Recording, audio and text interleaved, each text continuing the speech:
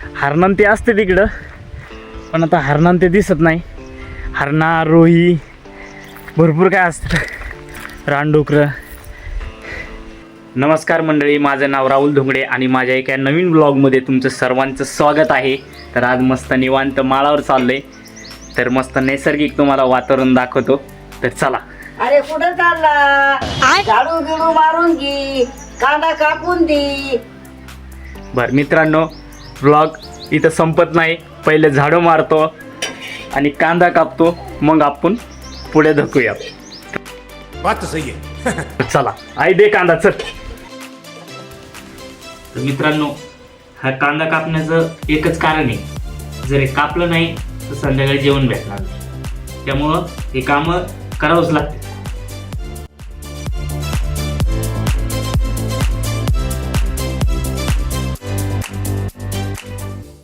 माणसाला जीवनात काम करणं खूप महत्वाचं आहे.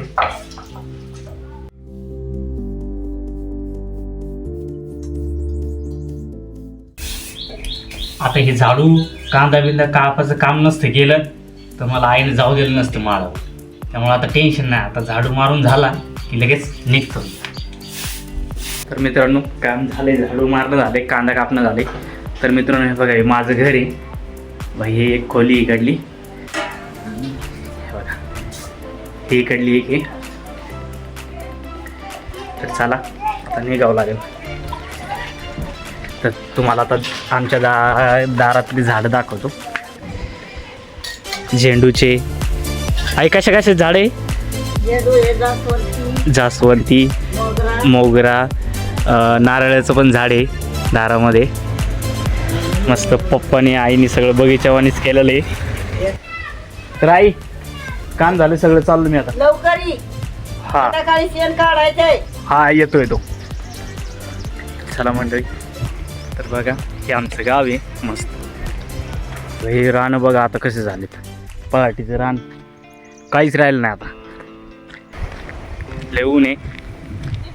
चला मस्त तुम्हाला पुढे गेल्यावर दाखवतो आमचे माळ, तळं. आणि मेन म्हणजे गावाकडली मजाच वेगळी असते.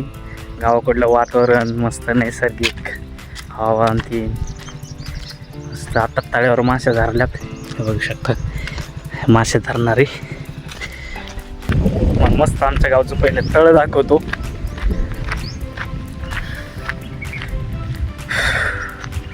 पूर्ण डोंगरातच आहे आमचं तळं. हे बघा, हे तळं आहे. हे बघा, हे तळं आहे आमचं पूर्ण डोंगरामध्ये. तिन्ही साईडने डोंगर आहे.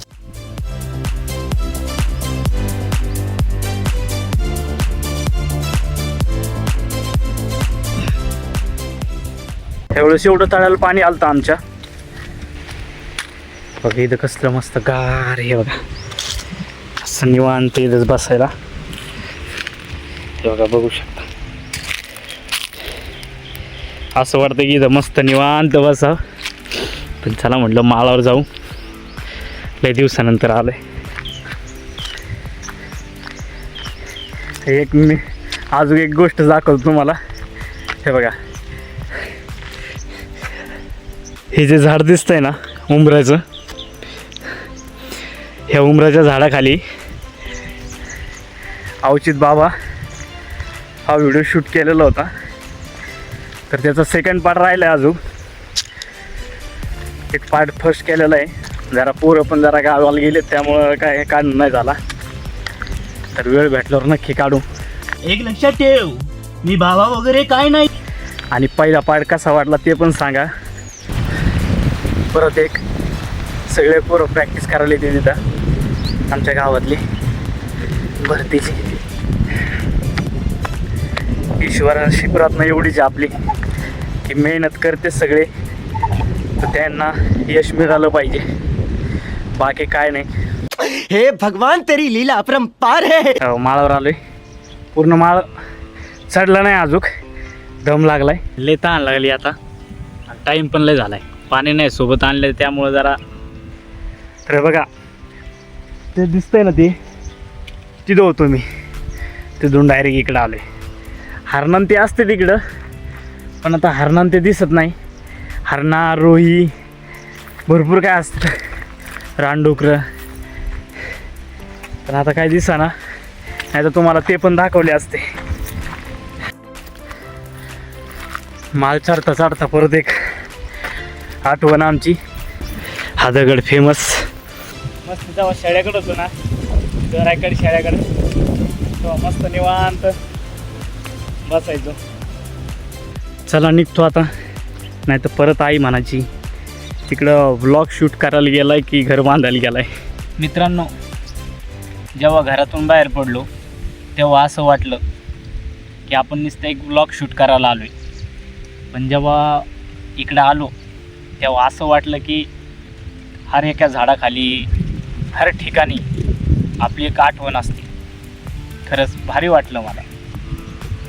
आणि हा आपला गावाकडला साधा ब्लॉग कसा वाटला कमेंट करून नक्की सांगा. हा, आणि आवडला असेल तर लाईक करा आणि शेअर करा. चला भेटूया पुढच्या एका नवीन ब्लॉगमध्ये. धन्यवाद.